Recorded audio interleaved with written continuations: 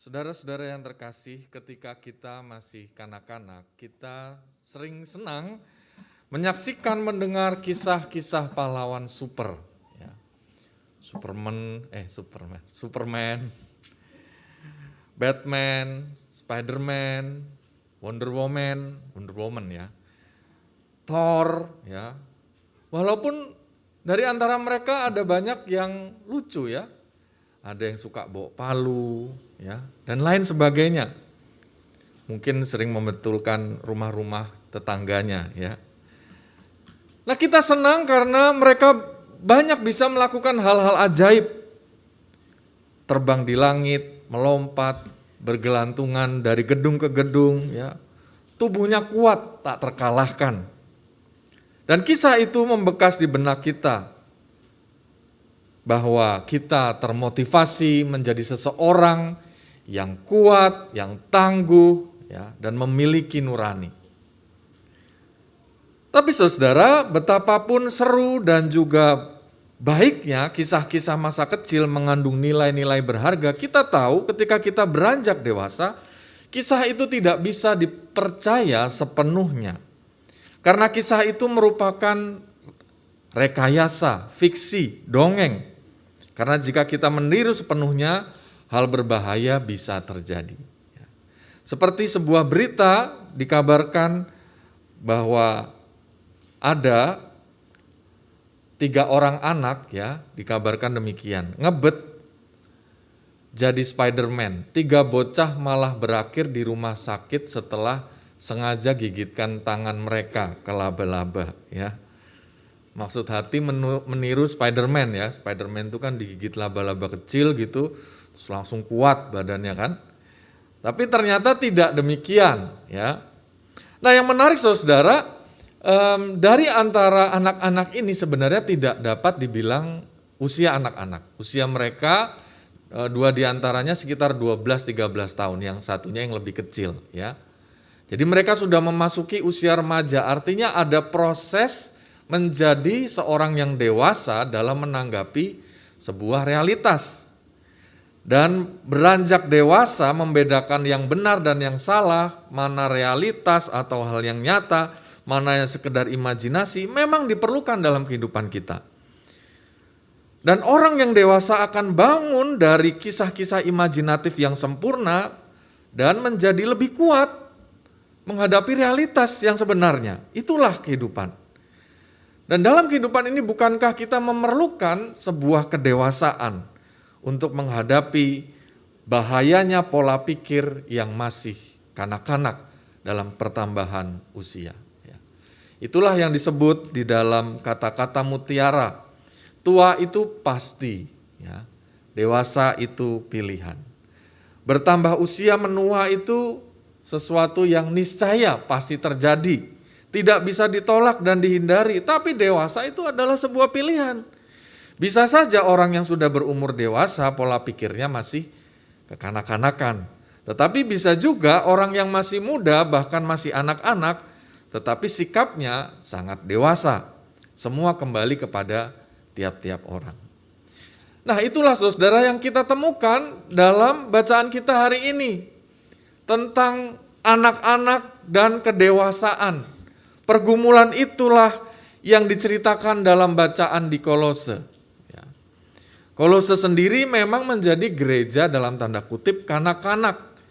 Sebab kalau kita lihat ya, dia berada di sekitar utara Yerusalem, Nazaret ya.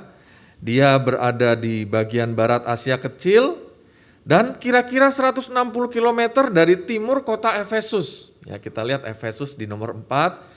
Kolose itu di nomor 3, ini Asia Kecil ya, dan itu biasa kita sebut sekarang Turki. Nah, situ ada tempat orang biasa healing ya, Kapadokia ya dan seterusnya. Nah, tetapi kembali ke Efesus ini ya, ternyata di Efesus ini Rasul Paulus memberitakan Injil dan dampaknya luar biasa meluas. Sehingga menjangkau banyak sekali penduduk Asia sampai di kota Kolose, walaupun Rasul Paulus belum pernah tiba di kota Kolose itu.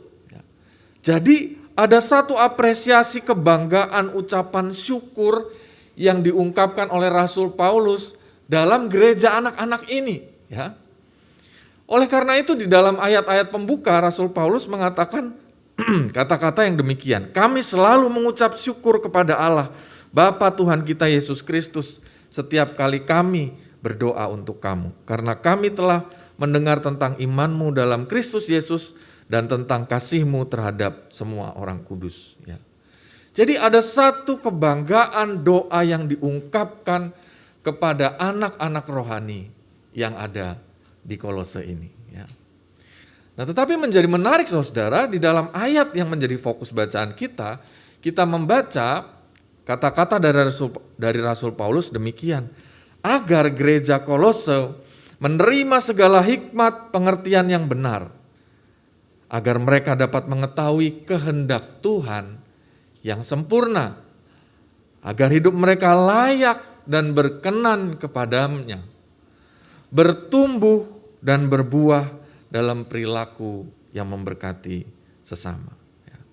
Dengan kata lain, Rasul Paulus mengundang gereja yang masih muda, gereja berusia kanak-kanak ini untuk menjadi gereja yang lebih dewasa, yang menyerahkan diri pada kehendak Tuhan, yang hidupnya bertumbuh berbuah untuk dunia di sekitarnya. Nah, mengapa Rasul Paulus mendoakan yang demikian? Sebab rupa-rupanya pada saat itu banyak hal yang dapat mengombang-ambing kehidupan beriman gereja mula-mula ini atau gereja kanak-kanak ini. Yang pertama, mereka menghadapi tantangan ajaran-ajaran palsu berupa pemujaan budaya Yudaisme. Ya. Kita tahu bahwa kekristenan berangkat dari orang-orang Yahudi, ya, dan banyak dari antara mereka masih mementingkan, ya, kebudayaan-kebudayaan yang lama sebagai tolak ukur seseorang menjadi seorang Kristen. Ya. Seseorang diterima oleh Tuhan Yesus. Sekilas tentu kita melihat ini bagus, ini baik-baik saja. Ya. Bisa dijalankan, keduanya adat istiadat dan juga kepercayaan. Tapi masalahnya bagi mereka, orang-orang harus menjadi Yahudi terlebih dahulu. Menjalankan hukum sunat sebagai tanda orang menjadi Yahudi, barulah ia diselamatkan oleh Kristus. Nah, inilah rupanya yang ditolak oleh Rasul Paulus pada saat itu. Bahwa keselamatan itu bukan tentang perbuatan manusia. Bahwa keselamatan itu bukan tentang bahwa dulu saya punya kebiasaan seperti ini, ya. Kebiasaan leluhur saya, lalu saya mau melakukannya sama seperti itu. Kalau tidak, ya kurang lengkap. Ya. Kita percaya bahwa ketika kita mengikut Kristus, ya, kita diselamatkan hanya oleh kasih karunia Allah. Bukan oleh perbuatan manusia, bukan oleh tambahan-tambahan yang ada dalam hal-hal yang lain. Yang kedua, saudara, Rasul Paulus berdoa karena adanya kisah-kisah imajinatif. Dan kisah-kisah ini dikenal dengan ajaran gnostik, ya, atau sebuah sinkretisme mencampur adukkan kekristenan dengan filsafat Yunani. Kalau yang tadi dengan filsafat atau pemahaman lokal sebelumnya, yang ini dengan yang luar, ya. Dan ajaran ini mengajarkan bahwa Yesus itu sebagai superhero, bukanlah juru selamat. Ajaran ini mengajarkan bahwa Yesus tidak sungguh-sungguh mati di kayu salib. Sebab rohnya itu sudah terangkat ketika ia mati disalibkan. Dan kalau sekilas kita mendengarnya tentu kita merasa keren, ya. Sebab Tuhan Yesus itu tidak terkalahkan. Ia tidak mati di kayu salib, ia tidak pernah mati, dia sudah naik ke sorga sebelum disiksa dan dibunuh. Tapi di sisi lain tentu kita harus melihat ini sebagai sebuah fiksi, ya. Sebab Tuhan Yesus datang ke dunia bukan untuk menjadi seorang pahlawan superhero yang tidak terkalahkan, yang memuaskan imajinasi penontonnya. Ia adalah juru selamat yang memberikan teladan, yang mau menderita, yang berkorban memberi diri di kayu salib, menggantikan kita yang berdosa, yang seharusnya dihukum dan mati, supaya kita yang berdosa ini diselamatkan. Dengan kata lain, Rasul Paulus mengajak gereja di Kolose untuk menjadi murid Kristus yang dewasa, yang mengenali mana sih sebenarnya yang menjadi kehendak Tuhan, ajaran yang benar, bukan memaksakan kehendak kita sehingga kita bertumbuh dan berbuah. Nah saudara, permasalahannya dalam kehidupan saat ini ada banyak godaan hikmat kebijaksanaan yang nampaknya baik, tetapi sebenarnya merupakan godaan untuk mengundang kita bersikap kekanak-kanakan, tidak beranjak dewasa dalam iman. Menjadikan Yesus sekedar superhero tetapi bukan juru selamat. Misalnya ajaran atau cara hidup yang berpusat pada berkat Tuhan semata-mata.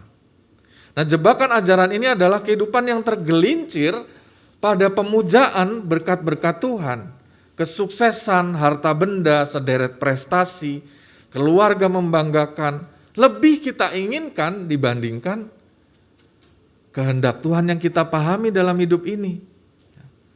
Waktu berkualitas kita dengan Tuhan.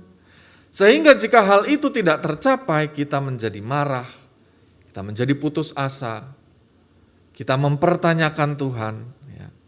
Atau jika orang lain mengalaminya, kita terbiasa, tergoda untuk menghakimi. Wah, dia itu pasti seperti itu, lagi susah, sakit dan seterusnya karena ada dosanya. Lagian sih dia itu sukanya ngegibah, padahal jadinya kita yang menggibah. Nah, tentu tidak ada yang salah dengan mengharapkan berkat Tuhan, tetapi pertanyaannya adalah, sudahkah kita menyerahkan segalanya pada kehendak Tuhan? Dan yang tidak kalah penting adalah apakah kita mau menghargai apa yang sudah ada dalam hidup ini dan tidak marah bila Tuhan belum atau tidak memberikannya kepada kita. Mungkin saja Tuhan belum mau memberikan berkat yang kita inginkan karena Tuhan ingin kita dapat mengelola terlebih dahulu apa yang sedang dipercayakannya saat ini. Dan seringkali kita tidak atau kurang konsisten dengan apa yang Tuhan percayakan, lalu kita meminta pada Tuhan apa yang belum kita miliki. Seperti quotes berikut ini ada sebuah quotes yang menarik saudara, quotes berupa candaan. Kata-katanya seperti ini, waktu doa minta pasangan sama Tuhan, kamu sampai nangis-nangis.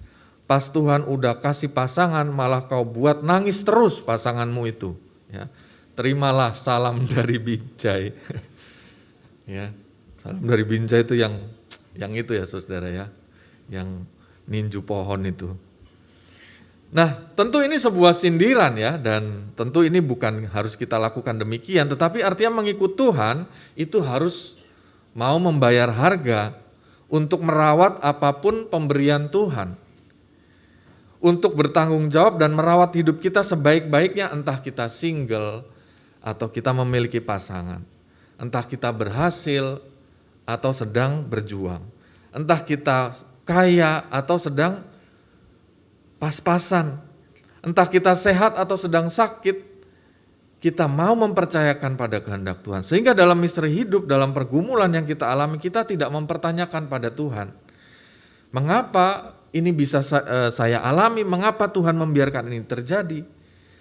Tetapi lebih bijak seperti kata-kata mutiara berikut ini Jika penderitaan mudah dimengerti alasannya, maka kita akan lebih mudah menanggungnya. Tetapi terkadang Tuhan tidak memberitahu mengapa kita mengalami sesuatu, karena Ia ingin agar kita belajar kepadanya, meskipun kita tidak memahami mengapa.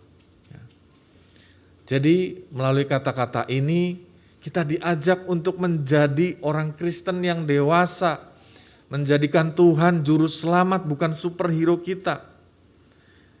Itulah mengapa dalam poin kedua dalam doanya, Rasul Paulus meminta agar gereja Kolose dikuatkan oleh kuasa kemuliaannya untuk menanggung segala sesuatu dengan tekun dan sabar, mengucap syukur dengan sukacita kepada Bapa yang sudah memberikan kepada kita bagian ya di dalam kehidupan yang kekal itu.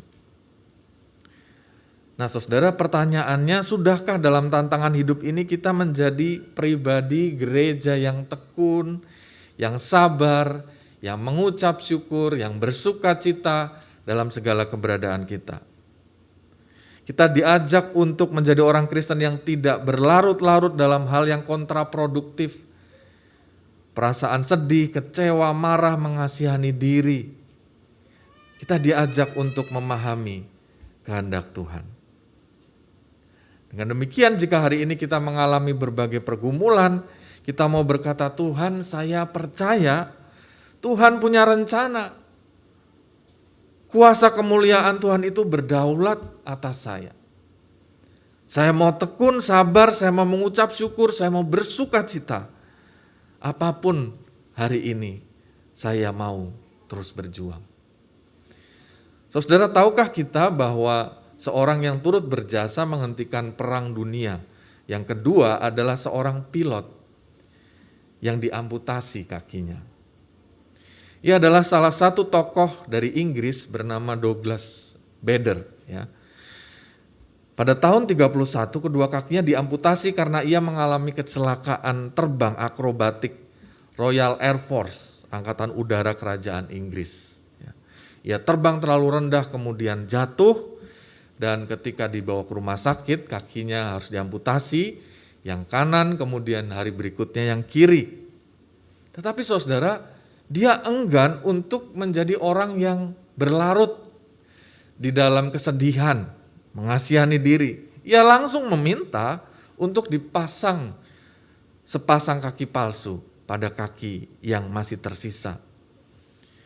Dia melawan rasa sakitnya dengan tekun, ia mengikuti terapi para dokter, ia melatih dirinya untuk bisa kembali berdiri, berjalan, bahkan berdansa. Ya.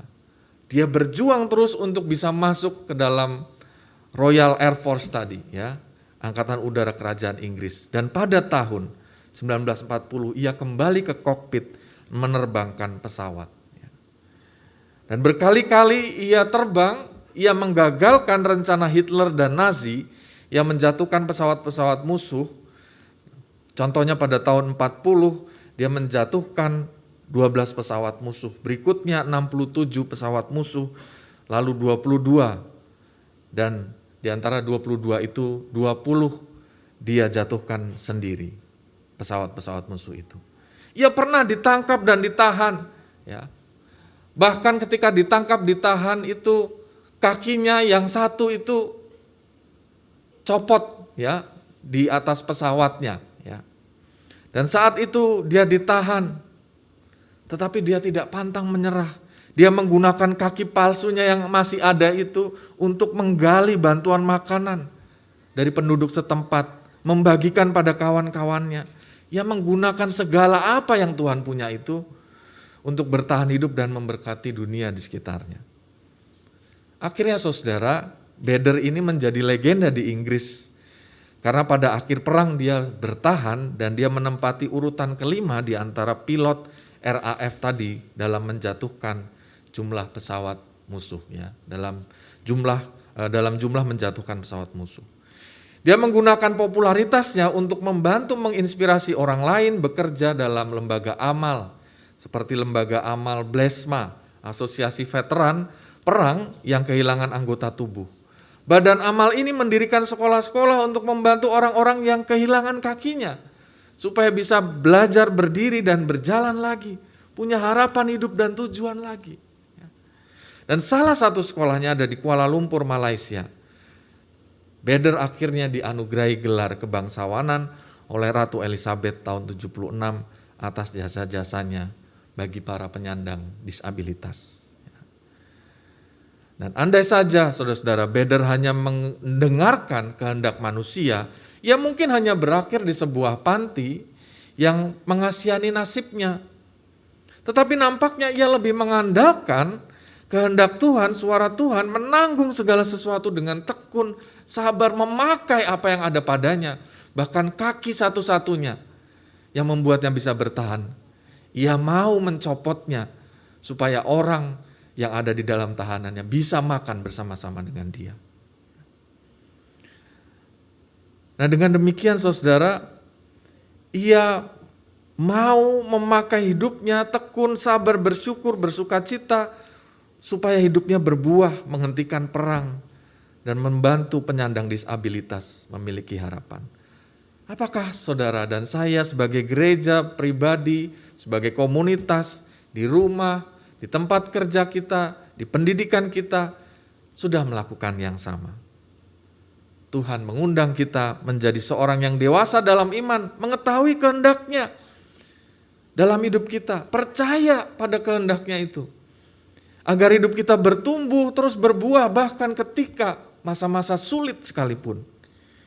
Ingatlah bahwa kita sudah dikuatkan oleh kuasa kemuliaannya. Jadilah gereja yang tangguh, yang dapat menanggung segala sesuatu dengan tekun dan sabar, mengucap syukur dengan sukacita kepada Bapa. Dan dalam segala keberadaan kita terus bertumbuh dan berbuah bagi dunia. Selamat menjadi gereja yang tangguh dan berbuah. Tuhan memberkati kita. Amin.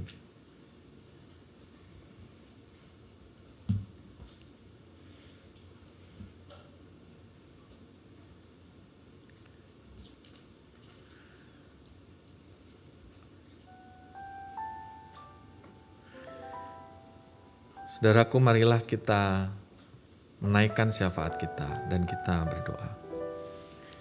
Ya Tuhan, kami sungguh bersyukur hari ini Engkau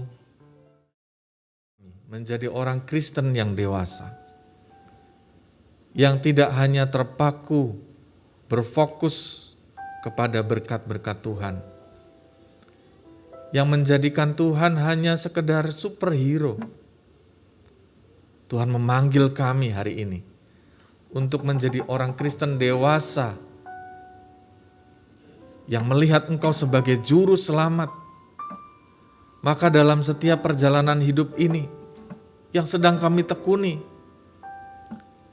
di mana kami sering kali merasakan banyak pergumulan terjadi, tapi di sanalah Engkau memanggil kami untuk terus tekun, untuk terus bersukacita, sebab kuasa Tuhan sungguh Tuhan telah letakkan di dalam diri kami. Maka kami akan dapat bertumbuh, berbuah terus ketika kami mengandalkan Tuhan. Berkatilah kami ya Tuhan, dan berikan kami petunjuk atas segala pergumulan yang kami hadapi hari lepas hari. Sehingga di dalamnya kami menjadi gereja yang tangguh dan terus berbuah bagi dunia yang Tuhan cintai ini. Saat ini kami berdoa ya Tuhan bagi bangsa dan negara kami. Berkatilah, berikan hikmat kebijaksanaan bagi para pemimpin kami untuk melewati masa-masa pandemi yang panjang, bahkan endemi, agar bangsa kami terselamatkan. Kami bersyukur angka-angka kenaikan dari COVID-19 tidak terjadi secara ekstrim dan pemerintah nampak bisa mengontrolnya.